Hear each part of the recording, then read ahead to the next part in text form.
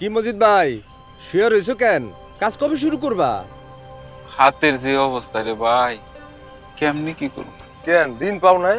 আগের ঋণে তো গলা মনে হয়ে রয়েছে, আবার নতুন করে ঋণ। শোনো, চড়া সুদের ঋণ নিলে গলা সমান তো হইবই। তোমার তুমি ডুইবা মরার কথা।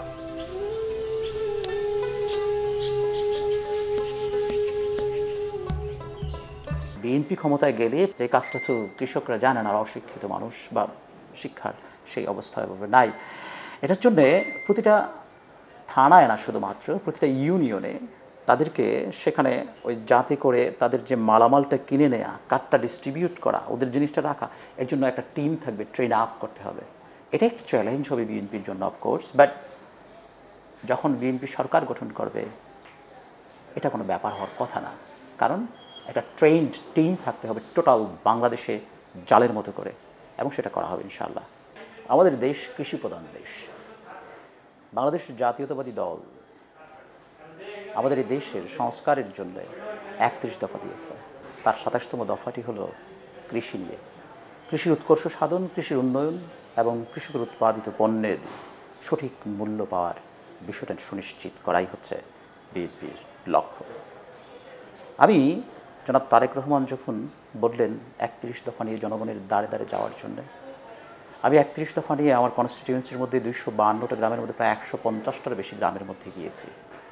আমি যখন ৩১ দফা নিয়ে তাদের কাছে যাচ্ছিলাম, যখন কৃষককে বলছিলাম ২৭তম দফাটি, আমার কাছে মনে হয়েছিল যে তারা এটার সাথে রিলেট করতে পারছে না। মনে হয় উনি টু স্পিক যে ভাষা, সে ভাষাটা কৃষকের ভাষা।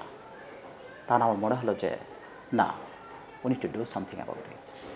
দেন আমি আমাদের টিমের সাথে বসেছি। আমাদের টিমের সাথে বসে এমন একটি জিনিস তৈরি করা হয়েছে যেটা কৃষকের ভাষায় কথা বলেছে, যাতে কৃষক বুঝতে পারে প্রকৃতপক্ষে বাংলাদেশ জাতীয়তাবাদী দল যখন ক্ষমতায় আসে তারা তাদের কৃষকের জন্যে কী করতে চায়। সে থেকেই আমার এটা মানে বানানোর সকল উদ্দীপনা সেখান থেকে তৈরি হয়েছে।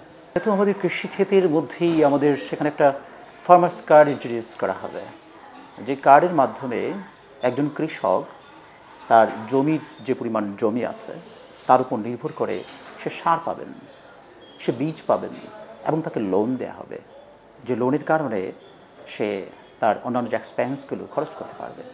অ্যান্ড ফাইনালি ওই ফার্মার্স কার্ডের মাধ্যমে দেয়া হবে যে তার উৎপাদিত পণ্য কী পরিমাণ হয়েছে, এবং সেই পণ্যটা সরকার তার কাছ থেকে কিনে নেবে।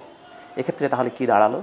ফার্মার্সরা বীজ পেল, সার পেল এবং লোন পেল, এবং ফাইনালি তাদের উৎপাদিত পণ্যটি সরকার তাদের কাছ থেকে কিনে নিল। সুতরাং তাদের লস হওয়ার কোনো সম্ভাবনা রয়ে আর থাকলো না। এখানে শুধুমাত্র একটি জিনিস হবে, আপনি হয়তো জানেন পৃথিবীর বিভিন্ন দেশেই এই জিনিসটা হয়েছে। এখন স্টিল ভিয়েতনামে সেই জিনিসটা চলছে যে সরকার কিনে নিচ্ছে। সরকার কিনে নিলে কি হয়? যেমন উত্তরবঙ্গে যদি একটি ধরেন একটা লাউ উৎপাদিত হলো, যে লাউয়ের মূল্য হচ্ছে ২০ টাকা, আমি ঢাকায় সে লাউটা কিনতে হচ্ছে ৮০ টাকা দিয়ে। আর মাঝখানে এই যে মধ্যস্বত্বভোগী যারা আছেন, এই মধ্যস্বত্বভোগী উইল বি এলিমিনেটেড। সরকার কিনে নেবে এবং সরকার সেটা কনজিউমারদের কাছে ডিস্ট্রিবিউট করবে। এটা এলিমিনেট হয়ে গেলে আমাদের কৃষকরা বেঁচে গেল, আর যারা কনজিউম করলো তারাও কম টাকায় পেয়ে গেল, মধ্যস্বত্বভোগীরা হারিয়ে গেল সেখান থেকে। That's the plan basically. Bangladesh জাতীয়তাবাদী দল বেসিক্যালি সেই শহীদ প্রেসিডেন্ট জিয়াউর রহমানের খাল খনন থেকে শুরু করে যৌথ কৃষি, বীজ অধ্যাদেশ থেকে শুরু করে কৃষকের জন্য বিএনপি যেটুকু করেছে আর কোন সরকার কিন্তু সে পরিমাণ করেনি। কিন্তু বিএনপি একটি জায়গা করতে ব্যর্থ হয়েছে বলা যেতে পারে। যেমন কি পোর্ট্রেট করা, প্রচার করা যে আমি তোমার জন্য এটা করেছি, এটা বিএনপি প্রচার করেনি, কিন্তু বিএনপি কাজটা করেছে কৃষকের জন্য। এখন আপনি খেয়াল করে দেখবেন শহীদ প্রেসিডেন্ট জিয়াউর রহমানের সুযোগ্য সন্তান জনাব তারেক রহমান, তার প্রতিটি বক্তব্যে একটি জিনিস কিন্তু বারবার ফুটে ওঠে, সে হচ্ছে কৃষকের কথা, কৃষির কথা। উনি একটি জিনিস বারবার বলেছেন যে আমাদের দেশের কৃষকদের ব্যাপারে আমরা যা কিছু করার প্রয়োজন, আমাদের খাল খননের প্রয়োজন, আমরা খাল খনন কার্যক্রম আবার শুরু করে দেব। আমাদের সেচ ব্যবস্থার প্রয়োজন, সেচ ব্যবস্থার জন্য অত্যাধুনিক সেচ ব্যবস্থা শুরু হবে। অত্যাধুনিক সেচ ব্যবস্থা বলতে কি? সেচের জন্য আমরা সোলার সিস্টেমও ব্যবহার করতে পারি, সেটা করতে হবে। কৃষকের জন্য একটা প্রধান যে সমস্যা আমরা দেখেছি যে আলুর মৌসুমে কিছুদিন আগে কৃষকরা রাস্তায় নেমে আন্দোলন করেছে, স্টোরেজ যে ব্র্যান্ডটা এটা প্রায় দ্বিগুণ হয়ে গিয়েছিল।